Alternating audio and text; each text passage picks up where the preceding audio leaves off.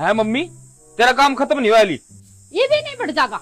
ये भी आन मैंने गोबर ठाना पानी पिलाना मैं सानो तो ऐसा कर खेता में घास लिया जाएगा। खेता में घास घुस रहा है मम्मी, लोगों ने सारा काट लिया। जदू बड़ा सा काट लेना वहां ते या पतली दंती ले जा ठेका पंचायत वाले खेता में काट लिया। ठीक है मम्मी जा रहा।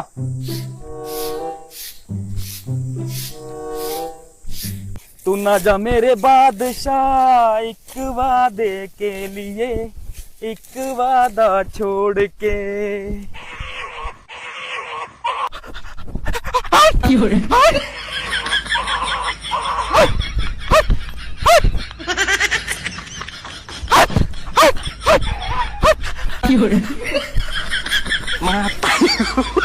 मरवाओगे